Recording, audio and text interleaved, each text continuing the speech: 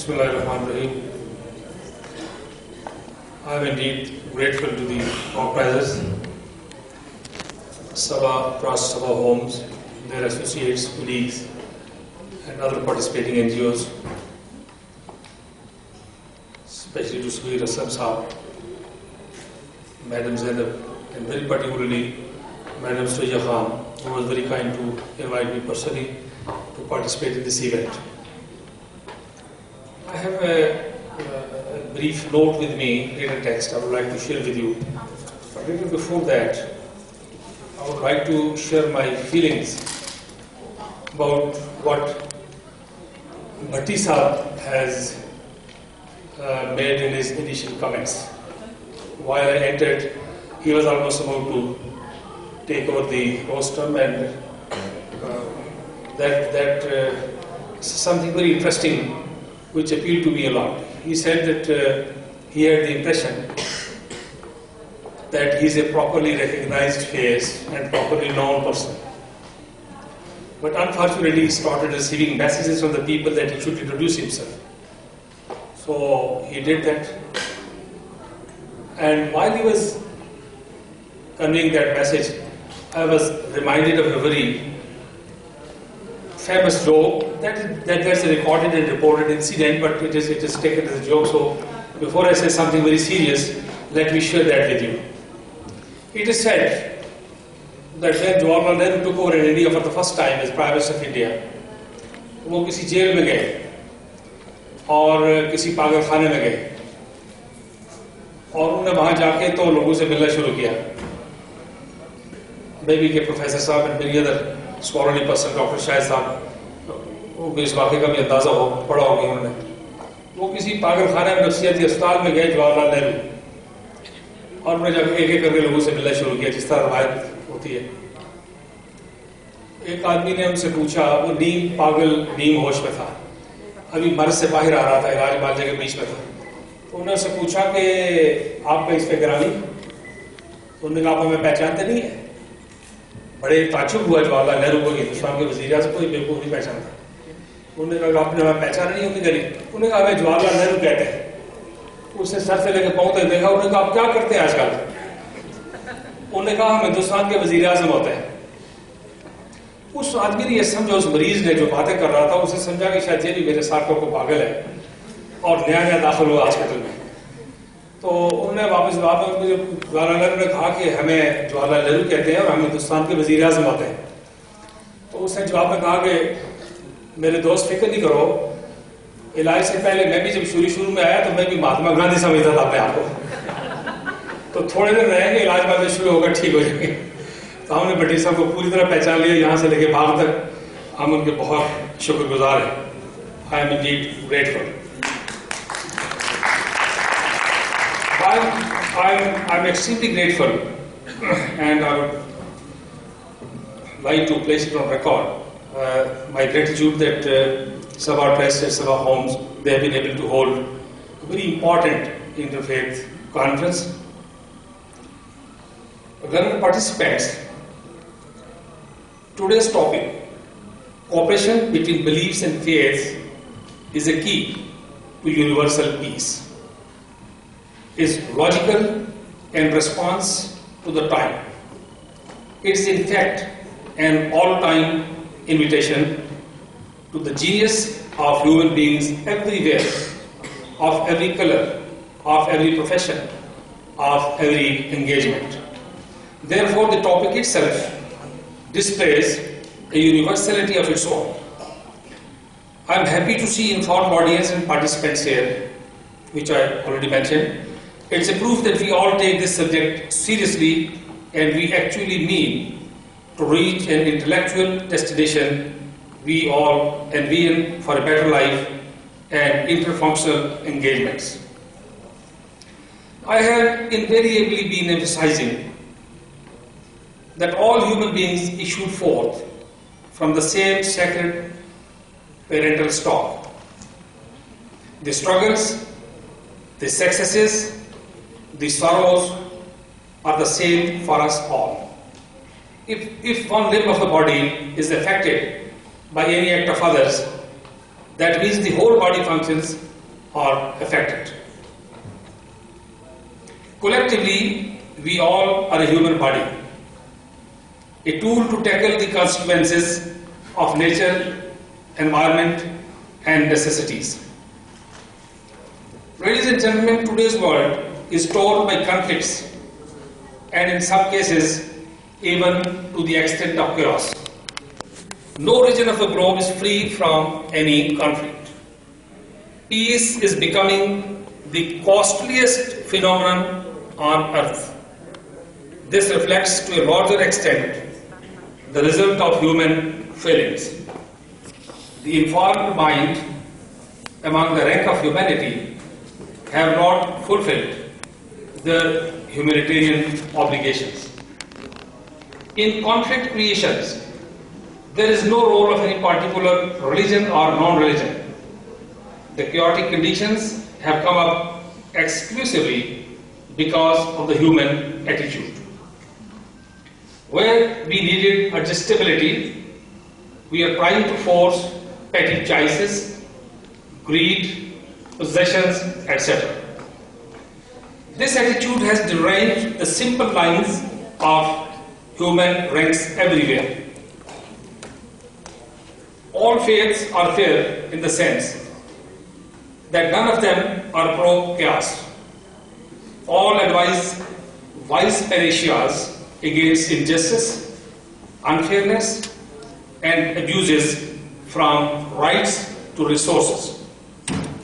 But somehow, arrogance has covered much ground, igniting divisions among humans.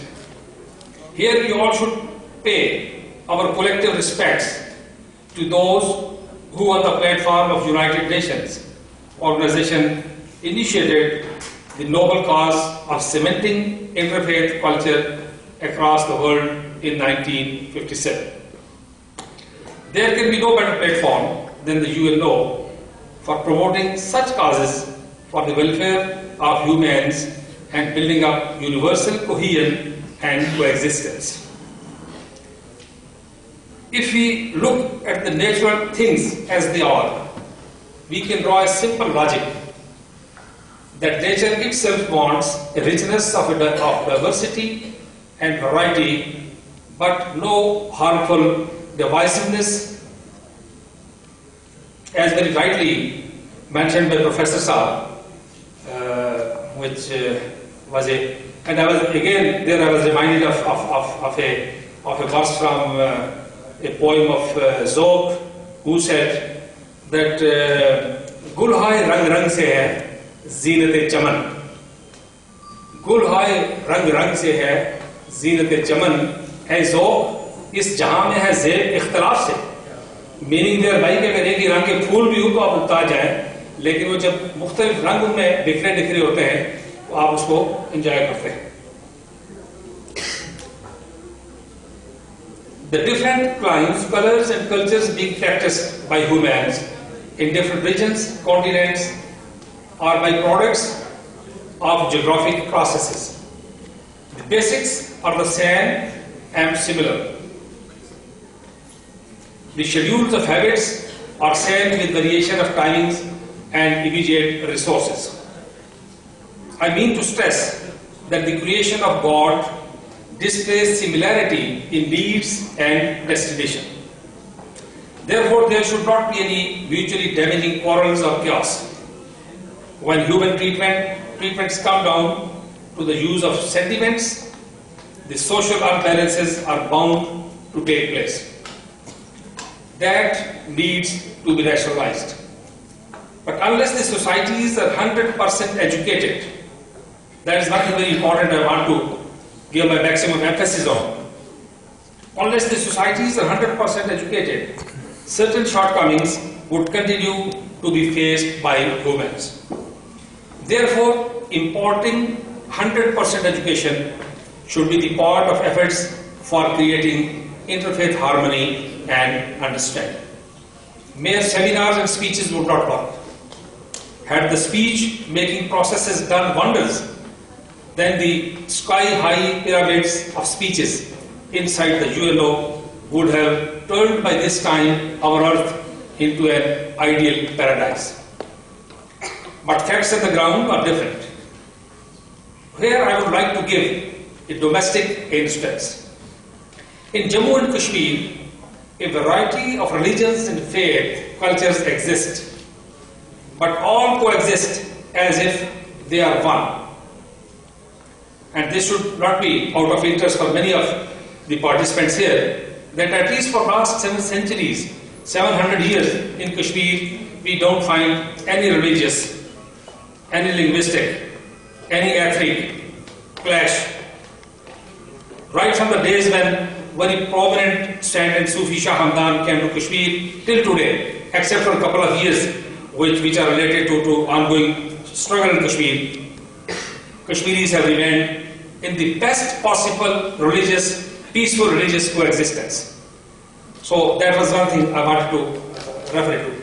Even then, the dispute of Jammu and Kashmir exists. The international community accepts the disputed nature of Jammu and Kashmir not as partisan, but as a fair dispenser of international justice. Similar instances exist in other parts of the globe where history has been given arbitrary treatment, causing conflicts. Ladies and gentlemen, today much is being said about certain faiths and religions. For instance, Islam is being misquoted in wrong context, giving rise to wrong conclusions. Islam is an embodiment of respect to humanity, human values. There can be so many things.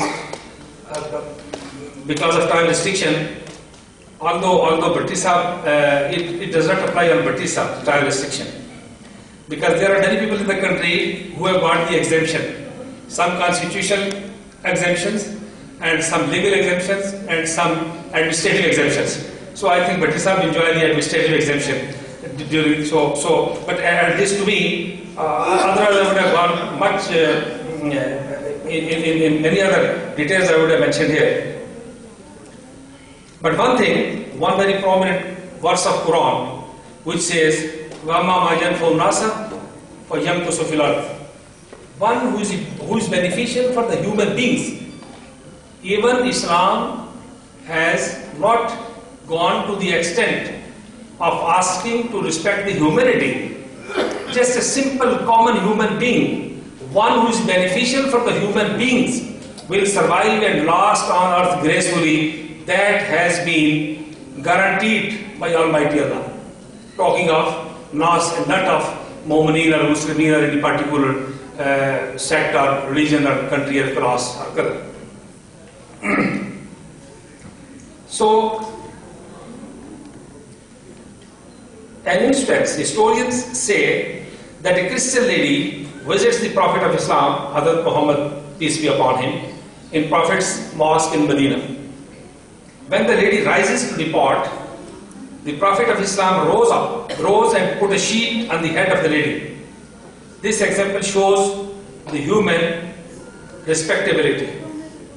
Similarly, a Christian delegation from Najran came to visit the Prophet of Islam in the Prophet's mosque in Medina. The daytime prayer comes. The Prophet of Islam led his prayer according to the code of Islam, while the Christian delegation offered their prayers in the same mosque as per their own code of religion. In Islam, all prophets are believed in, all prophets are held in sacred esteem and honor. My faith is incomplete unless I believe in all divine religions, divine books of religion, in all prophets. This clearly means I open my eyes in an environment of tolerance, right from cradle to domestic environment to outside world. My religion tells me that there is no coercion in Islam, la ikrah fid din. But if someone uses Islam in one's doings of one's own wrong choices, that is not either Islam or Islamic culture or code. It is generally said that thieves have no boundaries. There are thieves everywhere. Therefore, a thief of one religion should not be deemed as a representative of the whole world, of world cultures or faiths. This misuse of license needs to be taken care of, especially by educated process. I would like to suggest in this forum that there should be an international assembly of promotion of interfaiths and intercultures.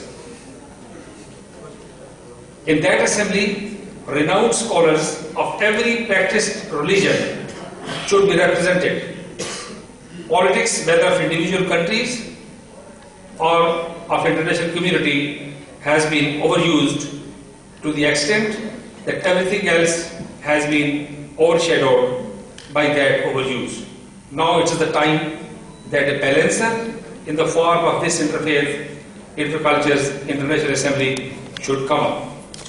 I once again thank you all. God bless us all. And once again, I would like to offer my thanks and gratitude to the organizers, participants. Pakistan, Aindawal, Kashmir Banega, Pakistan.